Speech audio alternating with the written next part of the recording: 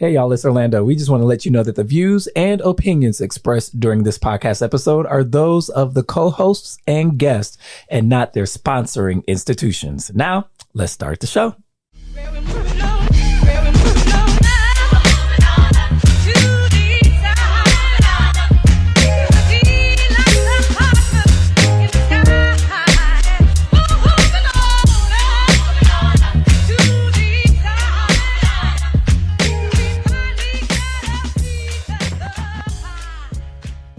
Hello, Detroit and the world. Welcome to another episode of Authentically Detroit, broadcasting live from the WDET studios in Midtown, Detroit's NPR station. This episode is brought to you by the Ford Foundation, and we are a content partner to bridgedetroit.com. I'm Orlando Bailey. And I'm Donna Givens-Davidson. Thank you for listening in and supporting our efforts to build a platform of authentic voices for real people on the east side of Detroit. We want you to like, rate, and subscribe to our podcast on all platforms. Today, we are excited to announce the return of the Authentically Detroit Candidate Series. Midterms are this year, and we want to do our best to bring candidates directly to you, our listeners. A race that we are paying special attention to is the 13th Congressional race that currently has 9 candidates in the field. Our interviews will culminate in a candidate forum in partnership with Detroit Action before the primaries and eventually a candidate debate before the general election. State Senator Adam Hollier is one of those candidates, and he is joining us in the studio today. State Senator Adam Hollier, welcome back to Authentically Detroit. It's great to be here. You know, I love coming in. Yeah, he's a habitual guest, but we love having Adam on with us. Thank you for coming on and saying yes. How is this day finding each of you? Donna, how are you today? I am just okay today. Just okay? Just okay. All right. Yeah, what's going on?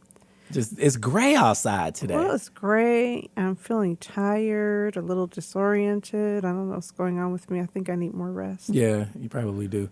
Adam Hollier. I definitely need more rest, but that's Brian, you know. You've been in these streets. I'm excited. You know, I have developed an appreciation for beautiful gray skies. My daughter was happy this morning, but she was like, Daddy, when are you going to not have all this work? So I was like, in August. She was like, Daddy, August is so long. I was like, it's not that long. She's like, it's super long. But, you know, we're grinding. I'm excited. Yeah. We're happy to have you on. But let's talk about some great news that came out of the city this weekend. It's time for Hot Takes, where we run down some of the week's top headlines in the city of Detroit. And for Hot Takes, People's Food Co-op rewrites economics in Detroit grocery battle. All right, so Malik Yakini, the executive director and co-founder of Detroit Black Community Food Security Network, had the groundbreaking for the co-op that he has been talking about and working with for years, for the Detroit People's Food Co-op, in partnership with Develop Detroit and a whole bunch of other partners within the Detroit Food Commons Project. It is a part of a $21.3 million investment that's going to happen in the North End in the city of Detroit. Oh, in your hood, Adam. I'm super excited. And in my former hood, you know, I used to work in the North End, so it means a lot to me as well. Yeah, so everybody was outside on Saturday, including most of the city of Detroit, because it was the hottest and the most gorgeous day that we have seen this year. And I believe that the sun shined especially for Baba Malik Yakini and all of the partners over at Detroit Food Security Network and the Detroit People's Food Co-op. I mean, it was a beautiful day. He had the most amazing groundbreaking, and he had some really, cool things to say. So the project, spearheaded by the Detroit Black Community Food Security Network, seeks to expand access to healthy foods for a predominantly Black and low-income community where residents also face concerns of gentrification and displacement. This is what Malik said, y'all. I love this. He said, in the face of these kinds of oppressive systems, cooperative economics is the way that people who are marginalized by larger society galvanize our collective wealth and rebuild our community. The Detroit Food Commons and the Detroit People's Food Co-op is most significant when it is linked to ending the extraction of wealth and the suppression of power of Black communities throughout the United States. It pushes back gently. It doesn't destroy capitalism, but it pushes back gently. So they're trying to close the system and keep circular economies happening in the city. So I am excited to see this in a city that is almost 80% Black. How many Black-owned grocery stores do we have? Do we know? Zero. Yeah. I mean, we have one that's coming to the east side. Yeah, shout out to Rafa Wright. Rafa Wright. And Neighborhood that's grocery. really exciting. But this is really, it's in the North End, but it's for the entire city. The North End is a centrally located community in Detroit. And one of the things that excites me about it is that it's going to source a lot of its food from local farms, urban farms, from, John Mitata, who is special to me because he is a great person. And he also came through the youth program at Vanguard when I was executive director there. Me too. Yes, I can't believe that. That is just still so funny to me. It is so wild. Bishop Van said to us one time when we were at Focus Hope, he says, when you all first met. And so he made that connection for me. But yeah, Wow. John Mee was such a special young person. He's still doing great things. He said, we have no grocery stores directly inside the North End. It's really important to have a grocery store in our neighborhood that's Black owned and controlled. There are some grocery stores nearby that don't have quality produce because food quality is an issue. Some people say we live in a food desert, and other people say it's a food swamp. Mm-hmm. And, I hate the swamp term when people started talking about drain the swamp. But if we are going to drain the swamp of fast food and unhealthy foods in Detroit, this is certainly a way to do it. Yeah. He said, as a co-op, we can advocate for produce from local farmers and growers right inside the neighborhood. The Oakland Avenue Community Farms, and Jerry Hebron is one. Hey, Mama Jerry. Definitely contribute. He said we can encourage quality standards instead of being beholden to a grocery store that's independent from us. It's ownership. It's a sense of connection. So this is a super exciting story. And there's a real great lesson around how he had this vision. He had a great architect design something for him. It's so good. And yet he couldn't bring it to life because the cost was so high.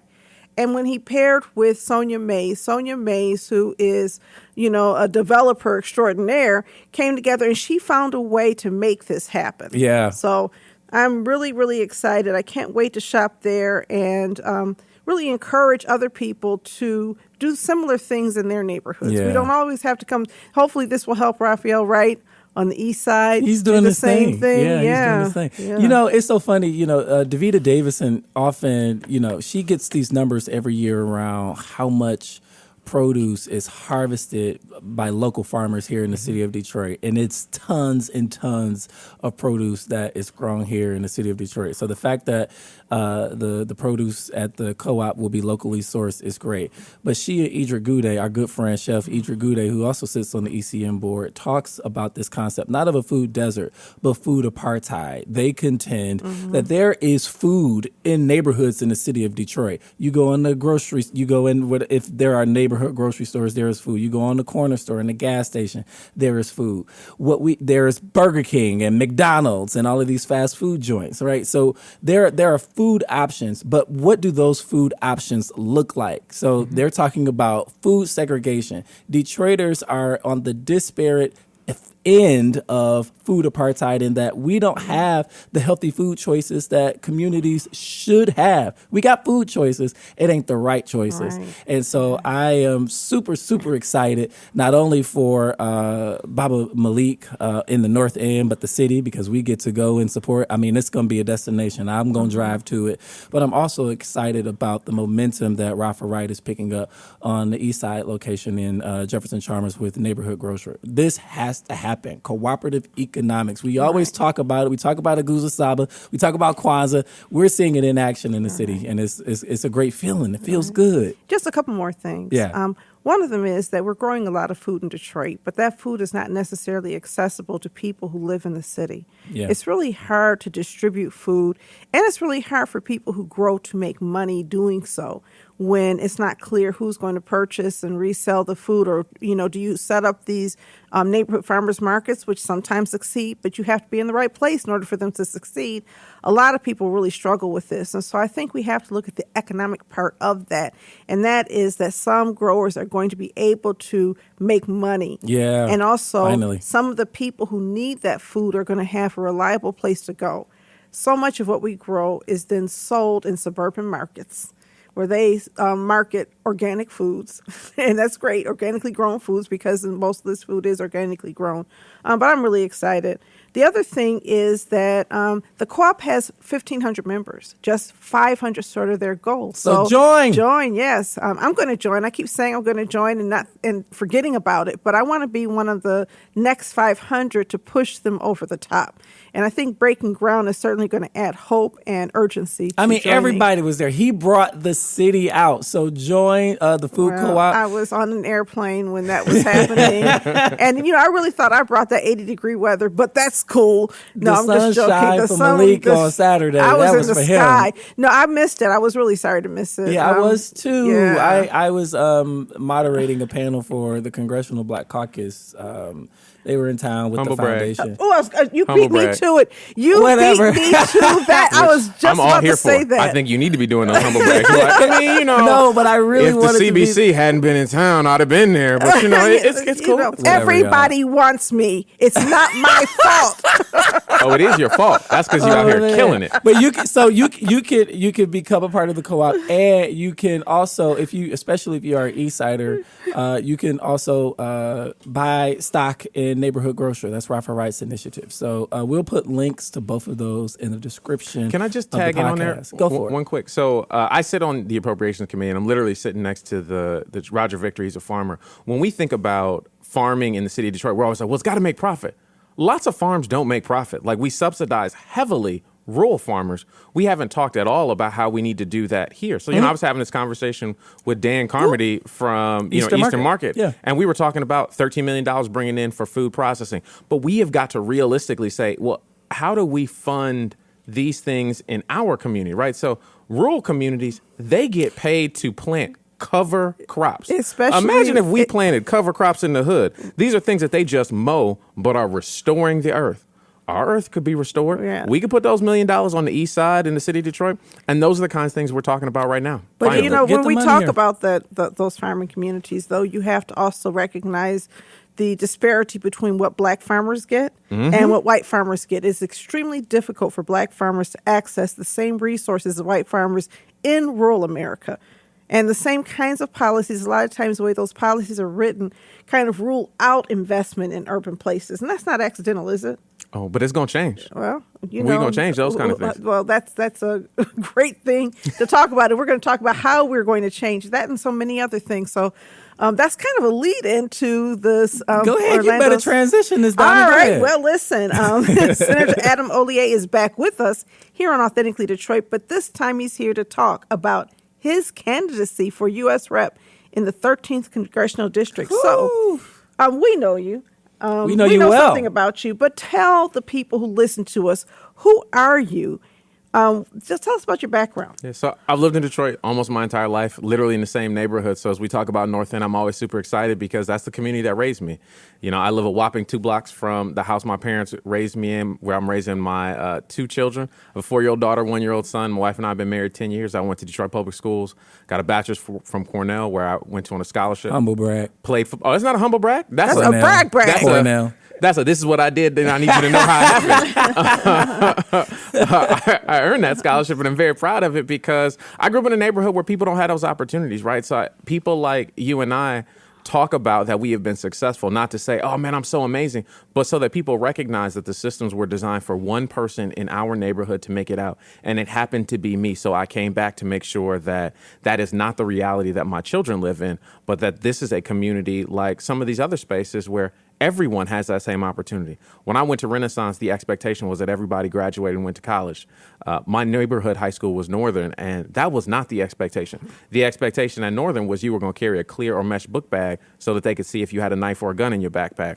Those are the kind of differences that we have got to be talking about when we talk about what it's like to really grow up in a neighborhood and to be from a place, right? And I get that, right? Like, I'm proud to be a state legislator, but I represent people who need stuff. So I have made my whole life about delivering on those things. I bring back more money to my district than all but a handful of members, either Republican or Democrat. $13 million in last year's budget. I've gotten a bill signed into law every year that I've served. And that's what kind of detail out that $13 million? So It's money for Seawall in Grosse Pointe. It's $1 million for Focus Hope. It was $750,000 originally that turned into $1 million for the Motown Museum. It was $1.75 million for Flip the Script over at Goodwill Industries. Yeah. And when I got elected, Goodwill and Flip the Script was zeroed out in the state budget. It had been a fight every year to keep their simple $1 million in. Since I've been in office, we've gotten them a $250,000 increase every year. So they started at zero. When I got elected, they're at $2 million this year. And it's not a fight. It is a guarantee that that money is there every time. And we add to it because people need to know that that is a priority in this space for people, right? I've had the chair of my appropriations subcommittee down in Detroit, right? I had a conservative Republican from Midland up at the Ruth Ellis Center sitting at a table with trans women of color. And we were talking about the Ruth Ellis Center. We were talking about the new permanent supported housing that they're building right on Claremont, because those are the kind of things that they don't see, right? Like, it's not the rhetoric that is valuable. It is the results, because I'm tired of people getting murdered for being who they are. And we have seen that time and time again. So when we talk about what I do, I advocate for the people who are the least represented. Now, can I ask you a question? I want to go back in your record when I first met you. You didn't remember meeting me then, but I met you on a Plymouth Church bike ride to Hants Woodlands many years ago. And it was really exciting. We were at Pastor Nick Hood's house, and we said, we're going to ride our bikes to Hants Woodlands. And so I was expecting to see some trees. And got there, and can I say that I was trying to understand what was happening here? It felt like the promise was one thing and the delivery was something else. And since then, I came to join Eastside Community Network, and the first thing that Mike Score, who runs Hants Woodlands, did was come off the steering committee when I took over the organization. I'm not going to be paranoid and say it's my style and my leadership, but that's what happened. You, Donna. It's got to be. It's me, right? Because my predecessor was a supporter, and I was sort of on the fence, just trying to figure out where do I stand.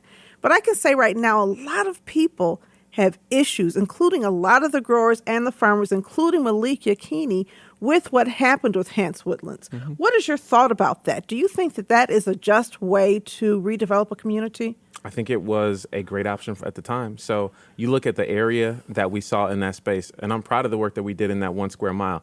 There were more than 1,500 vacant lots that were municipally owned. And I think when you look at that 1 square mile versus, another square mile across the city that had similar level of blight or disinvestment, and it has not recovered the same way that it has. Is that the only answer? Absolutely not. But are 45,000 trees planted there? Yes. Is the yards, are the grass cut regularly? Yes. Are those all trees, though? I mean, are they all trees? Well, they are. But when people think of it, does it look like a woodland, though? I think it looks a lot more like a woodland today than it did, 10 years ago. Definitely that. And, there are certainly places where the trees are bigger in that space, but it was the single largest planting in the city of Detroit. When you see programs like the Greening in Detroit, they plant similar sized trees. And if you look out into neighborhoods, you see a lot of them have grown up. But the biggest impact for me was all of those lots and spaces are cleaned up. So when I did that and we started that work, it was really important to me that neighbors were taken care of. A number of folks were concerned, hey, well, he was able to buy this land at so-and-so. Any neighbor who lived in the community, who lived nearby and was like, hey, I couldn't buy this property, we sold it to him at cheaper than what John paid for it, whether they were supportive of the project or not. Demolished 50 structures, cleaned it up, made a huge difference. But the thing that I always remember is there was a senior at Southeastern. I said, hey, I'm talking to the class and they're doing this entrepreneurship program.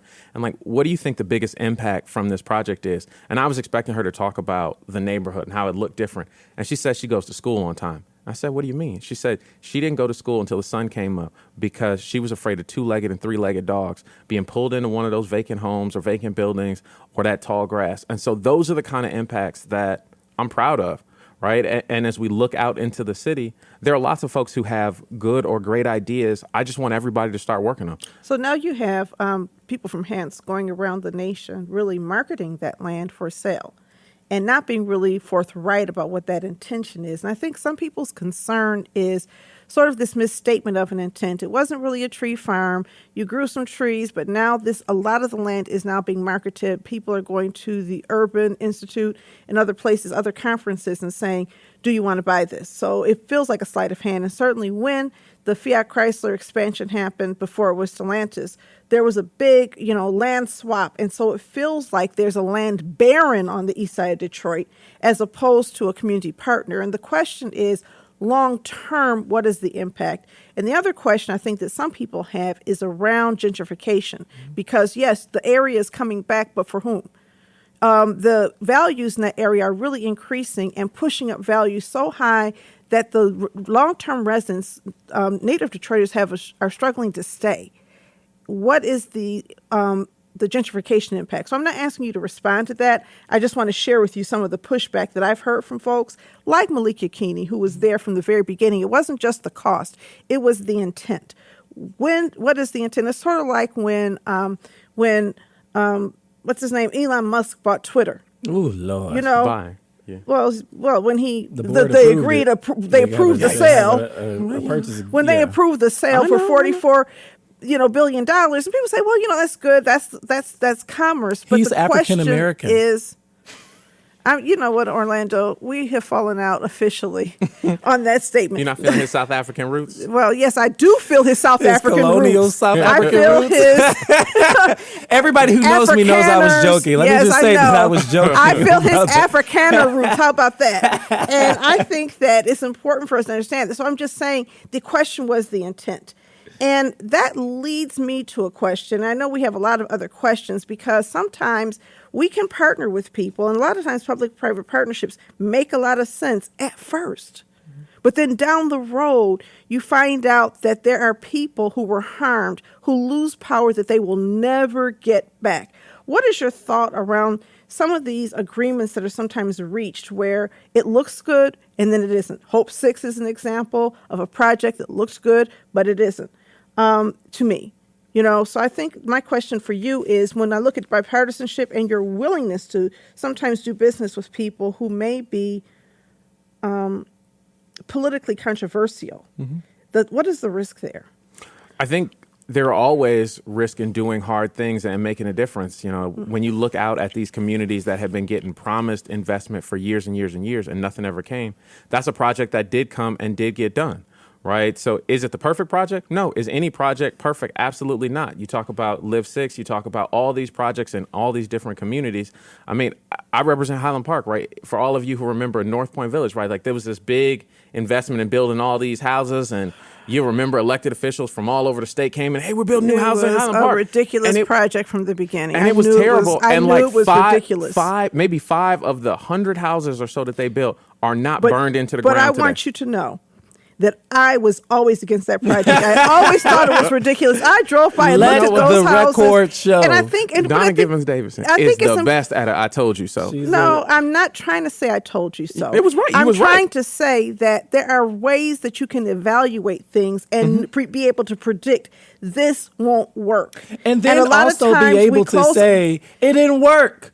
And I think that is the egregious part sometimes around government and developers, when we can't be honest and transparent enough when a failure happens. And nobody came out and said, this was a failure, this didn't work. We apologize. But see, there's things I used to support, right? Yeah. And I was wrong. I supported the Detroit Land Bank Authority. I went to city council and I argued for the Detroit Land Bank Authority I was chairing CDAD. Community Development Advocates of Detroit. I was standing there and Joanne Watson was telling me what was going to happen. I was thinking I was outsmarting her and we were having these debates. And when I started seeing what was happening, I started to question my own vision. And I think it's important to not just say, hey, wait a minute, I knew, but I think the importance is somebody knew. Yeah. Somebody could have looked at those facts and predicted it. And the only way we get to justice is being able to listen to those minority voices that get drowned out. Mm-hmm. We have a whole documentary land grab where a lot of the people we celebrate today were standing there and standing firm and saying, no, we don't want that to happen. So I'm not trying to indict the history of it. I'm trying to question the value of some of those partnerships and whether or not we're always listening to those voices that are against it. You see what I'm saying? Because when you get to D.C., if you get to D.C., there's going to be people who are trying to push legislation. And there's so much legislation that's well-meaning and, bad in the execution. And we need our Congress people to listen to us, those of us who are in the field, so that we don't buy into some of that. You know what I'm saying? I think so. Okay. Adam, let me ask you this question, because the last time we had you on, you were talking about the redistricting process. Yeah. And I think the maps were being finalized, but also in the process of being challenged, and we didn't know what the outcome of that would be. I remember asking you if you had plans on running, and at the time, the answer was no. Now you have announced your candidacy. You have outraised all of your competitors. Tell us why you decided to run for Congress. It was a crazy decision. I mean, I literally was talking to folks and I was like, man, they're like, Adam, are you going to run? I was like, nah, it would take these 7 things to happen. Every single one of them happened, right? Like Congresswoman Lawrence retired. Congresswoman Tlaib moved. My entire current state Senate district is in the newly drawn 13th district, which is 30, almost a third, right? So I have about as much of the current 13th as Congresswoman Tlaib or Lawrence did themselves, right? This is the district that I've lived my entire life in. As we talk about the issues that matter most to me, so many of them require a federal solution, right? When we talk about affordable housing, something we've talked about time and time again, we talk about, well, who's going to spend the money to make sure that people can fix their roofs? At the state level, I can't say we're going to do that because we're not. Y'all have heard me talk many a times about how both of my children had elevated lead because we live in a big old stupid house, right? And those are the kind of issues that people like us have to deal with. And the only way we're going to fix them is if we have federal intervention. We talk about what it's like or how, you and I have talked about the challenges of trying to buy your first house, right? Like getting that down payment assistance or being able to do it. And FHA loans don't work for black folks and they don't work in the city because you can't qualify for a house because all the houses got chip paint, got a hole in the roof. They got, they got $5,000-$10,000 worth of repairs. And the program that is supposed to, and I'm air quoting for all y'all who can't see me, the programs that are supposed to take care of us and provide us an opportunity at wealth are not designed for black people. They are not designed for Detroiters. And those are the issues that I get, right? As I was being a little bit selfish, right? Like I like being able to tuck my daughter in to bed every night. I like being able to run her into daycare. But when I look at her face and say, I want to make sure she lives in a world where things work, I was like, this is where I'm supposed to be. And I'm incredibly grateful for the opportunity to even put my name in the hat and to be able to serve in this fashion. But this is the extension of all the work that I've done, right? Like I've worked at the municipal level in the mayor's office. I've worked at the state level as a state legislator. And God willing, I'll get the opportunity to go to D.C. and represent the community that I was born and raised in and do the work that I was put here to do because we have real issues. And Donna will be the first person to admit that her and I have not always seen eye to eye on everything, but I think we agree on most things. But I'm here every time to talk about them, and I listen and I grow. Yeah. And that is what is most important in this space, right? Like, I'll be the first to admit, no project that I've ever worked on has turned out just perfect. I think on balance, most of them are better than not, but there's certainly been times where I was wrong. And the reason you stay in this business, the reason you keep doing it is so that people who have been right and are right, you can listen to and lean into. Well, it's also learning from your mistakes. Oh, yeah. And what do you learn? What do you get out of it, right? Mm-hmm. Because we all, if you work long enough and you work hard enough, you're going to do something that you regret, okay? People especially if you're taking risk. The question is, what do you learn from that, right? Mm-hmm. And so it's the continuous learning, maybe this was not exactly the way it should be. One of the things that looks to me like gentrification happens in ways that is almost invisible. And then all of a sudden you look up and woo, nobody can afford to move back here. Nobody can afford to buy a house here. There's difficulty buying houses, but there are also people who grew up in neighborhoods like East English Village who will never be afford to move back because the prices have escalated so much. And that's happening in the Bagley community. Mm-hmm. It's happening in sub-communities. And actually, it's happening in your North End. Oh, girl, I can't. You know that. We were at an event with some of the neighbors, and they was talking about stuff, and I'm just sitting there chuckling because I told them how much I paid for the house, and one of my neighbors literally clutched her pearls because she paid Almost triple. Oh no, way more than triple. Like she paid almost $2 million for her. She paid $2 million for her house, and I paid less than $100 for mine. And so when we talk about being in a neighborhood, I'm not rich, right? Like I couldn't afford to live in the neighborhood I was raised in. And as we talk about these programs and programs like the co-op, we have got to figure out ways to provide developers like Sonia Mays, like the folks who are doing this work, with opportunities and projects that allow you to build sustainably. And so Develop Detroit, I work really hard with them on funding black developers, right? So when Dave Blasquez comes and he's talking about appropriations, I'm like, so what are we doing for black developers? He knows that that's all I care about. So I got additional dollars, millions of dollars in last year's budget so that they could fund specifically black developers in the city of Detroit. But our developers also need subsidy, right? Because we want them to build affordably, and we get mad that the price tags are so high, but without subsidy, construction is really high. It's impossible to do that. So how do you Where do you stand on that? Yeah, and how do you change the definition of risk? Yes. Yeah. So I appreciate that. So why do you see LIHTC housing? Why do you see subsidized housing for seniors and the abjectly poor? Because that's what the federal government highly subsidized through tax credits. If we did the same for housing that was approachable to young families, to working class folks, to just people in that middle section, then it would be possible, right? Housing should absolutely be a human right. Like there is an expectation in this country that if you're hungry, you can go out and get food. But what we haven't done is said, hey, you know what? There should be an expectation, Donna, that you got a place to stay stable, right? We spend all this time talking about schools and all the things. And the number one issue in schools is, are you actually in school?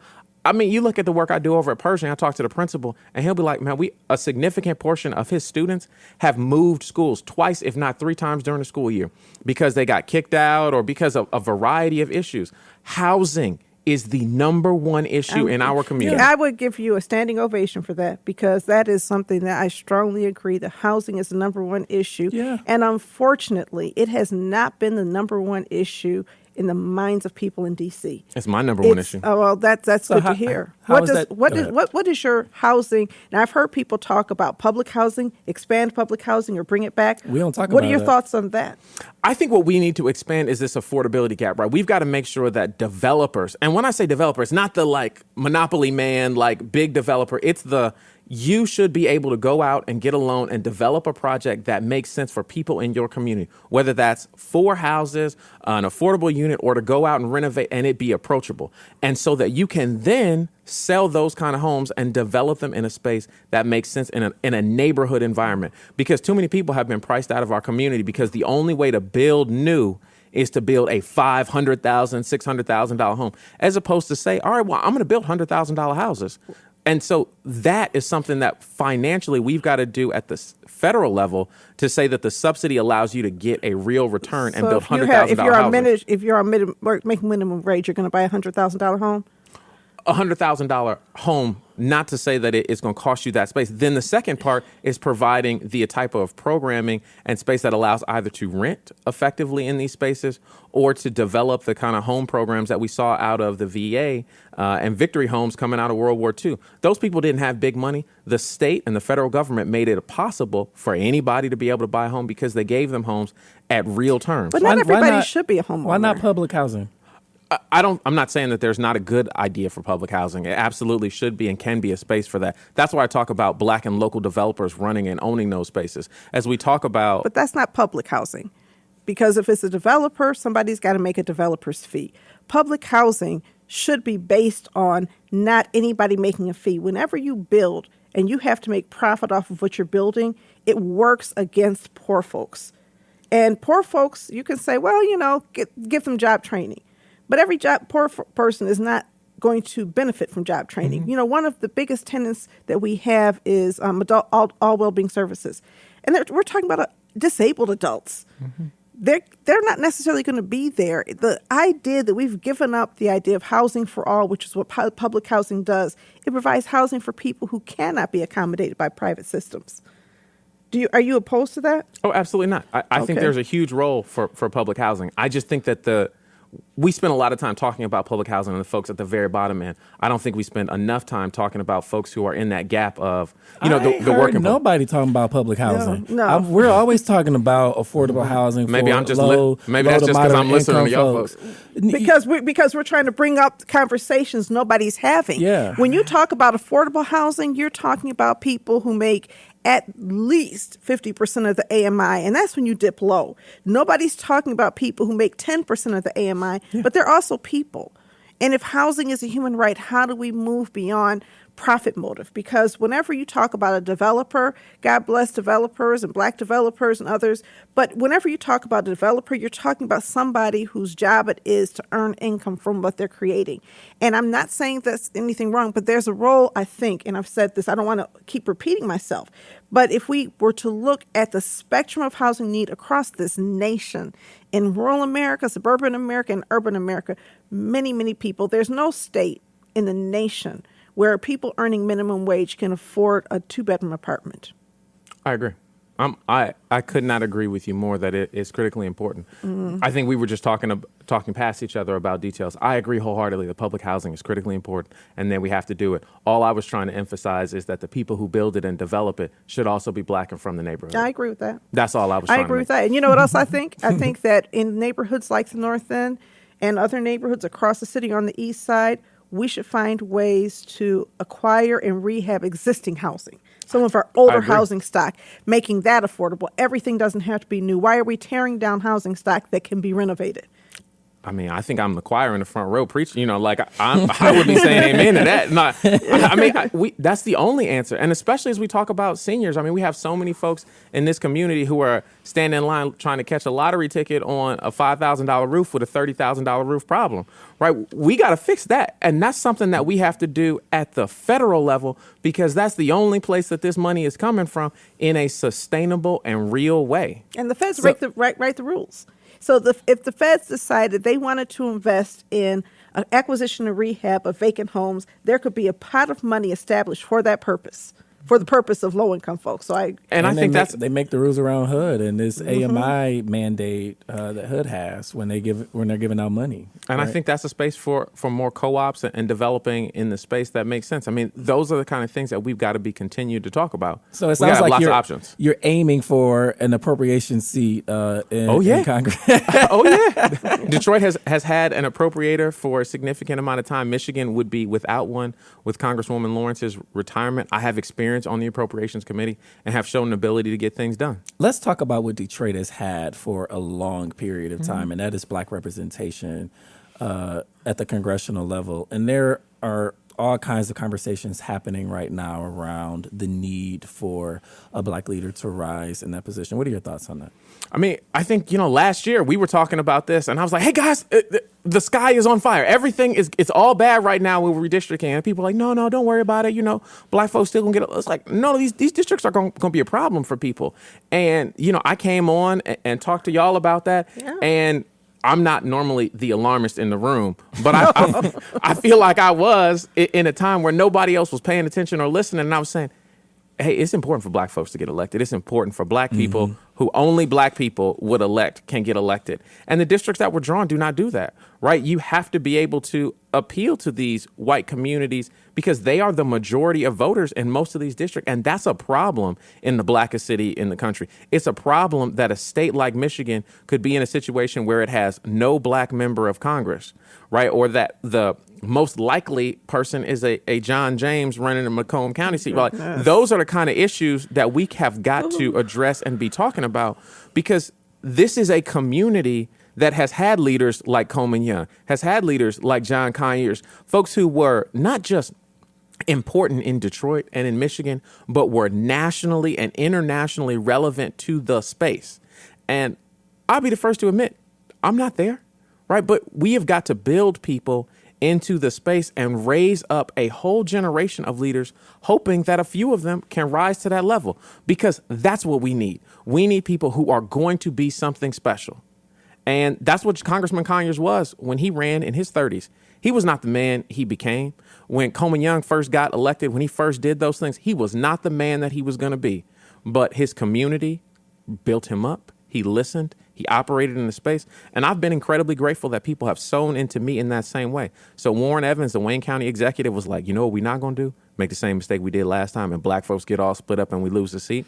And so he convened a group of folks to include the clergy, political folks, and say, hey, let's pick a consensus candidate. Had a transparent, had an open process. I'm grateful that they selected me. But at some point, we've got to continue to build up that next generation of leaders across the board. Can I talk about something, though? Because there's another move afoot by black women who were not the majority of the group that Warren Evans convened. And they have quietly amass their support for other folks, feeling as though the needs of black women, mothers, and children are not always front and center in Congress. And some people are kind of offended by this, kind of feeling like this masculine move. What do you say about that? I've read posts and emails where people have been concerned by that process. Do you think that's a fair concern? I don't think there's ever a world where black women and black men should be in a fight over who's going to be better at representing our community. The chair of my campaign, Virgie Rollins, who is a black woman, was one of the first people to reach out to me as we talk about this process. I was not a part of the organization, but certainly plenty of black women were a part of it, participated in that process. Yvette McElroy Anderson, who runs Fannie Lou Hamer, has been one of the most stalwart people, was engaged in that process. Nia Winston, the only black woman leading a large labor union, has endorsed and is supporting me. I'm married to a black woman. I'm raising a little black girl who is one day going to be one. Our community is not served by this idea that we are fighting internally. It has always been the narrative to separate and dismember black families and black communities between father and mother and black man and black woman, right? We all in this together. And as we talk about representation in the space, I'm one of two black men in the state Senate. Who represent Detroit. There are two black men who are state reps. There are significantly more women. The city council has as many black women as black men. The city council president is a black woman. The city clerk is a black woman. The county clerk is a black woman. The prosecutor is a black woman. We haven't had a black man in Congress since Congressman Conyers passed. And so I think as we talk about it, we just got to continue to find the best candidate that we can in this space. But it's certainly not a situation where, you and I are going to be talking, well, it's got to be a black man or it's got to be a black woman. It's certainly got to be somebody black in the blackest community in the country. It's got to be somebody who lifts up and values those very same issues, right? You all have heard me talk about the experience I had as a black dad, right? Like rushing my wife to the hospital, and I'll spare all our listeners the gory details, but go back to an episode. It's on there. But I almost lost them both, right? Like, yeah. We have these scary moments, and I have been working on these issues. And as we talk about gender, I've been a leader on trans women of color's rights, right? Like, this race is complicated, and everybody has got to say what matters to them most and who is going to be best representing them. I'm certainly making the pitch that it's me. So we have a current representative in the 13th district who is not a black person. But she's not white either. Think? Well, she's not, but I think I've heard a lot of people express concerns. Listen, she's a friend to our organization. I consider her personally a friend and advocate. But there are a lot of people who have criticisms of her leadership. How would you assess her leadership of the 13th district, and what would you change coming in this position? Well, I think we both have very different styles. I think she has been an incredible, she does the best job at constituent services, right? There's no question. She's a grinder. She's out on the door. She did, I think, a really great job at getting projects funded. She got programs like the Ruth Ellis Center. She obviously got you all some funding. She does a great job at that. I think her tact is different than I have as far as her ability to make headlines, the way she talks about issues. I think I'm a lot more judicious, and we make those things spaces. But I think she's been somewhat effective in the space and certainly extremely effective as we talk about how she represents people on the issues that she cares about. It's interesting when I hear people talk about that, because we love Coleman Young. And he was not judicious. He was not judicious. He spoke his mind. Do we have tolerance for women also speaking their minds? Or is there this mindset of respectability where that is more important than hurt? And I'm not saying that's what you're saying. I've heard that from a whole lot of people. And yet are people really trying to understand what the positions are? Because it's more than just bringing money back. It is also, fighting on behalf of this community on the east side against air pollution from Fiat Chrysler, making demands in terms of water quality, going to Eagle and going to, which is the state environmental regulator, and going to the EPA and saying, listen, stop allowing more contaminants to come into these Black and brown communities. And, that's sort of like important to some of us. So I think it's not just style, it's content. And I wonder if some of these environmental fights that we're in are going to be continued in wake of new leadership, and also what you think about the priority around environment. I think the environmental fights that we have are critically important. I mean, there's no question, as you talk about what happened last year over the summer, we saw huge flooding. And that was not just a result of climate change in the, hey, we have more water, more rain, but it's also in that we have more failure in infrastructure. But that's also an environment issue. If we had more trees, if we had more of these spaces that absorb water and do those natural things that work, we would have had less of those issues. Well, I heard Gary Brown say emphatically, we need more green infrastructure. We do. But I didn't see any green infrastructure in the infrastructure bill budget that he submitted to Lansing. Did you?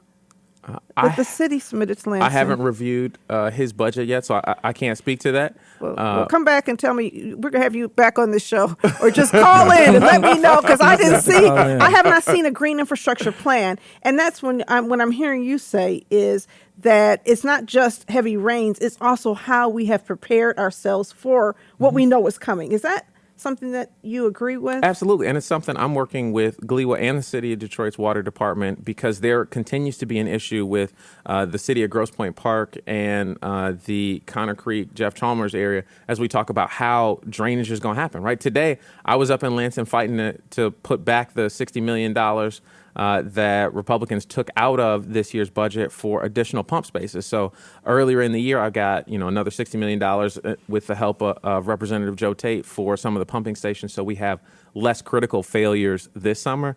But that was a stopgap towards a larger problem as we think about how we fix these things. There are no silver bullets, right? We have to be full steam ahead on ensuring that we address climate change in every possible way, right? It's planting more trees, it's putting more green infrastructure. As we were talking about coverage crops, earlier in the agricultural discussion, right? So when we look at these vacant lots, some of that it could be being paid for, with agriculture dollars, so that it just absorbs water, so that it just does those kind of things. As we talk about green infrastructure, I've been working really hard on Greenway and parks and access and bringing some of those state dollars back into the city of Detroit. We have a green infrastructure plan. We've outlined where green infrastructure can go through the LEAP plan that Orlando helped lead when he was at Eastside Community Network. We have looked at the fact that if you invest green infrastructure, you have green infrastructure investments in the Riverbend neighborhood, which is just north of Jefferson, that will help reduce the flow of stormwater and sewage into the Jeff Chalmers neighborhood, which is now a flood zone. We've identified places this can go, but it takes somebody from the city or somebody in the public to say, let's implement this plan. We tied it to publicly owned land. This land is owned by the city of Detroit, and therefore you can do this here. What I'm hearing in a lot of circles is this construct of green gentrification, where the places that we invest in green infrastructure are not necessarily tied to the places where the people who are the most socially vulnerable live, and where the community, which is the most ecologically vulnerable, is. Sometimes it's tied to, the Riverwalk, which I don't have a problem with, don't get me wrong, or Midtown, which I don't have a problem with, don't get me wrong, but we've got to match that with investments in places like Riverbend, which aren't cool, which aren't, Not yet. Jay Henderson would say Riverbend is cool. But you know what I mean? Yeah, not towards the average Detroit, not sexy. But what we got to do is make sure that we develop ownership in those places before the cool thing happens. Because make no mistake, you put that green infrastructure over there, those neighborhoods are going to be hot. Heck, when you were running after school programs in my neighborhood in the North End wasn't hot. Right? Like those things change. So you put that investment, you move it, and things start to move. We've got to make sure that we have ownership and a stake in ownership, whether it be individuals collectively or, all of those spaces. Couldn't agree with you more. I couldn't agree with you more. The best defense against gentrification is heard it. ownership. You heard that, right? I've agreed Orlando? with you a guys couple of agreed times. before. I know. I'm A just, couple of times. You I'm know just what? teasing. I disagree with one project. He acts like we're enemies.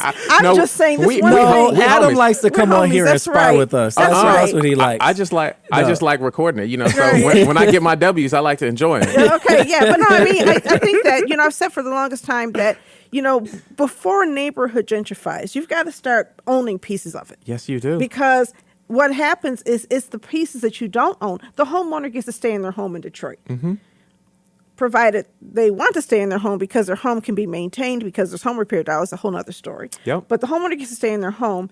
The renter is the one who's displaced initially. And that's why we've got to figure out whether that's communal ownership, whether it's co-op, whether it's, these nonprofits or economic development folks, that these are the entities that own these properties and these spaces that have a nonprofit motive. So would you put together a housing committee as part of your congressional district to help Absolutely. explore these issues? Because I think that, And there's I know been somebody so who I much know is You going to said be it's very the involved. number one issue. It's number one. The number one issue. It's number one. And we're hearing that at Bridge Detroit as well. Yeah, Absolutely. and there's anybody all the who I studies. talk to is like, that's your number one issue. Yes, housing is my number one issue. Because I couldn't believe that we went through a presidential election and it wasn't mentioned at least once Well, by candidates, except for Elizabeth Warren. And that's how I ended up supporting Elizabeth Warren. My man, Secretary Pete, was talking about he had a whole housing plan. listen, we got 5 minutes left. I got to ask you about one of your competitors, Attorney Yeah. Michael Griffey, who is running for the same seat that you're running for, stated that you should be disqualified because of campaign finance reports that omit mileage reimbursements and some other things. Talk to us. What is that about? I'm confident that I'm going to remain on the ballot. Our legal team is going to issue the formal response, but he's trying to make an argument because he believes that is his best opportunity to win. We have fully complied with all the relevant campaign finance rules and responded as appropriately. Okay. All right. Well, we're going to wait and see what your statement is. But I do have one more question. I'm sorry, Orlando. And that is about your fundraising. Mm-hmm. You've raised more money than anybody, but only 22% of the money that you've raised has come from the city of Detroit. Why is that? Well, the city of Detroit is a portion of this district, but Is a it lot 22%? No, it's like 48, 49% Okay, of the so it's district. still not proportional to the district. But I represent a third of the district, and that includes a significant portion. I've had donors from all but 3 communities in the district and worked really hard to get that kind of folks. But certainly, as you talk about volume or numbers, that's a different thing. So if you talk about how many people, the majority of my donors are from the city of Detroit, are from the district. Certainly, there are some donors who do not live in the district who can provide more. But that's a subject of the socioeconomic status of folks who live in the district. But I've had more people who live in Detroit, in the district, contribute to me, more people who live across the district contribute to me, and more individual contributions. Folks donated. Because you be asking. Brian, never You been sure afraid. be asking. Asking everybody. And I do call time till 9 p.m. every night, and all your listeners who should be expecting calls from me too. But that's what you have to do when somebody decides they're going to give themselves $5 million. I don't have a relative who can give me money like that. I don't have money like that. Right? My dad was a firefighter. My mom's a social worker. I'm not foolish enough to say everything that I've done because of me, but I have been blessed because people have sown into me, and I work real hard to make sure that they are able to see that, and I know that that's what it's going to take to make sure that we win this district. I want to provide you an opportunity to answer one of the critiques that a lot of people have for you and some Democrats, and that is the obsession with bipartisanship that doesn't produce a lot of tangible wins for communities that look like Detroit.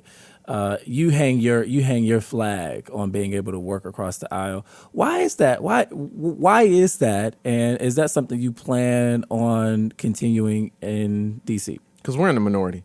I serve in the Senate. The Senate has been in the minority every day that I've been alive.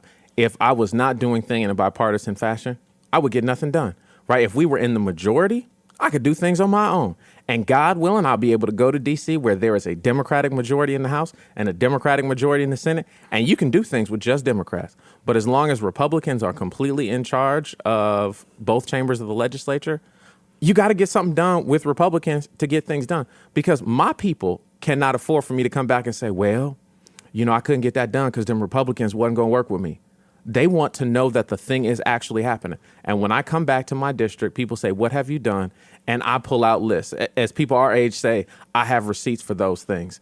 And the receipts could not be, well, I couldn't agree with the people who I work with. Well, then people would say, well, let me go find somebody who can. I don't work with Republicans because I like them or because I want to. I do it because that is the way to get things done. That is the way that you get programs like Flip the Script funded, Motown Museum, Focus Hope, things that had not been funded because they have to get funded, right? When we talk about who is going to do things in our community, if we don't do it, nobody. Republicans don't want to do things in our district. I got to go get them, bring them here, and show them and convince them. Now, if I had the power to just do things, my agenda would look fundamentally different. So let me ask you a question. Is there a line that you will not cross in working with Republicans? Oh, absolutely. I mean, I've stood up on police reform, on housing issues, on their election reforms. I've pushed back on every single one of these things. I mean, we had one of my colleagues literally was preaching about anti-patriotism and racism, and I'm the person who steps up and talks about those things. When we talk about election reform and their craziness, that's me.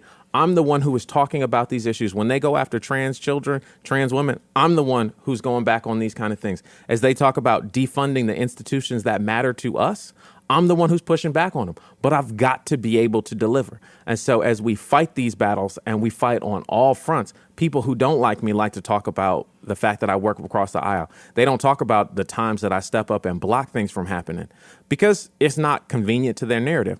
I have a long record. It's one that's that's public. You can go back and check it. And I look forward to talking about all the things that we have done and I've been able to get done in the short time that I've been in the legislature. Imagine what I can do in D.C. in a long time. But there's not another Detroiter who's passed more bills in the time that I have. There's not another Detroiter that's brought more money back to their district than I have. And that's what you want out of your legislator. You want somebody who delivers. And imagine what I could do if I was in charge. And you said for a long time. You trying to go for a long time, huh? I mean, D.C. is a game of seniority, right? So as you talk about it, you don't get to be the chair of a committee because you were there for 8 years or 10 years or whatever. The chairs of committees are in Congress for 10, 20 years, and then they sit in that seat and do things, right? Congressman Conyers was impactful because he was the chair of judiciary and not just long enough to get there, but long enough to serve. But isn't it time for us to get rid of some of those old folks? I'm not trying to be mean. But, isn't there, some people talk about us having a gerontocracy where you have people who've been there for so long. I don't think I've ever heard that word. I like it. that's a good word. That you have people who've been there for so long and they become millionaires and they eventually over time become very disconnected from the people they serve. And also, when you are 80 years old, climate change means something very different to you than when you are 30 years old. It's not the same animal. People say, oh, well, these things are going to happen in 2050. And at 80, you're thinking, okay, I'm out. But power yields nothing without a demand. And so you got to have it to demand it. And so as you talk about time, I agree with you wholeheartedly. I'm one of the youngest candidates in this race. Honestly, the youngest. But when I told my daughter that I would have more time, like for real, in 3 months, she was like, Daddy, that's so long. For her, 3 months is such a bigger portion of her life. And as we talk about the difference and the sense of urgency that I have, that we have, it makes a difference. But to everybody, somebody is looking at you saying, your old self need to get out of my chair. And I think what we've got to be saying is, how do we manage and grow that expectation? And how do we work hard? I mean, I've got to figure out how to get out of my chair, right? At some point, not now, but at some point, you have to get up and you have to let a next generation lead. Mm-hmm. If you don't, you end up ossifying institutions. And I think that's one of the things that's happened with our government is that the institutions have just become gerontocracies. Well, your word's not mine. I appreciate all the seniors who, they still I appreciate seniors too. And I love seniors, and I'll be one soon. Although, AARP says I am sending you mail already. AARP said I was a senior at 55. I can move into, senior housing. I'm like, what? People living longer, seniors getting younger. It's like, bars. But Social Security says keep working, okay? So, yeah, for sure. And so it depends on how you describe it. But I think what I'm saying is that we have to make way for young leadership. Well, I appreciate that. Don't do a good job of making way for young leadership in our community. And all of the examples that you gave were examples of young leaders who probably could not make it, many of them today. Imagine Coleman Young trying to run for office today. in this world where people look at experience as the number one thing and not vision and all that kind of stuff. So I'm hoping that as you consider whatever you're going to do, that you also are looking at grooming people along the way so that somebody is prepared to take your place. One of the things that's happened is we have not built political benches in our community. I'm completely all in for that. And I think it starts with staffers, right? So I was a staffer and I come off a tree, right? Buzz Thomas gave me my first job as a senior going into my freshman year in college. Let me run his district office. His name on my resume moved mountains. It changed things because people gave me opportunities at a younger space than they would have otherwise given. And I'm proud to say, I've hired black staffers and they have all gone on to do other things and made more money and done bigger spaces. Those are the kind of foundations that we've got to do. And then you've done a great job of leaving organizations and allowing other people to follow on. And I've got to do the same thing as a legislator moving into Congress, because Coleman Young built people. He built a space, and I'm grateful that folks like Warren Evans have seen fit to invest in me and Edna Bell and things like that. Who else is endorsing you? So the Council of Baptist pastors, Reverend Anthony, Bishop Van, Bishop Ellis, Bishop Shear, have a significant portion. The UFCW, Unite Here, plumbers, pipe fitters. Mike Duggan? Not yet, but hopefully one day soon. We're working on it. And the Legacy Committee for Unified Leadership, which is that group, Fannie Lou Hamer, the Black Slate, and just continuing to move the needle. Congressman Patrick Kennedy, former 9-term congressman, Congressman Seth Moulton, Vote Vets, the Bangla PAC, ANSO, which is another organization of South Asian folks who represent a significant portion of that Detroit Bengali diaspora. I have a very diverse, set of endorsements. Have council members and state senators from the Downriver and Western Wayne communities like Erica Geis and Dana Pohanke and Gary Schlack from the city of Allen Park, and Chris, the mayor pro tem down in Southgate. Like, the coalition is big, and I've been grateful that folks have been all in because they have been able to see my work. All right. Well, State Senator Adam Hollier, we are out of time. Dang. Thank you for always saying yes to come on with us. And we got to get you to agree to come to our candidate forum that we will be holding. Yeah, All right. Of course. Put that on record. All right. If you have topics that you want discussed on Authentically Detroit, you can hit us up on our socials at Authentically Detroit on Facebook, Instagram, and Twitter, or you can email us at authenticallydetroit@gmail.com. It is time for shout outs. I'll go first to give Donna and Adam a chance to get theirs together. I want to shout out the Congressional Flex. I want to shout out the Congressional Black Caucus Foundation for having me moderate a panel. I had the opportunity to sit down with Nicholas Buckingham, Ashley Carter, Angelique Mayberry from DPSCD, and a student, Azaria Hill, to talk about how do we make safety public here in the city of Detroit. And it was an amazing discussion following a performance by one of my favorite Detroiters. He's goated, Joe Fluent Green, y'all. So I was privileged enough to be in the presence of some pretty, amazing people, especially that young person, Azaria. So shout out to the CBC for coming to Detroit in their National Race Equity Initiative over the weekend. It was fun. Also, Secret Society of Twisted Storytellers. Apparently, we on the slate for the show that's coming up in June. Go to twistedstorytellers.org to get your tickets to see me and Donna on stage telling the story. I don't know what we're going to talk about, but we're going to tell our stories at different times. Donna, you got shout outs? I do. I want to shout out Liz Stutz.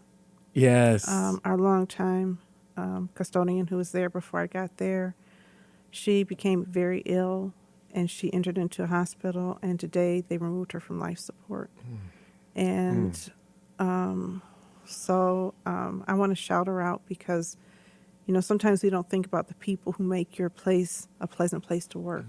But without the person coming in there and taking care of it. And I want to shout out Nicole Perry, who has done such a great job building leaders and building out the staff who come in and do the work. So this is kind of a heavy day. That's probably why I'm feeling a little disoriented too.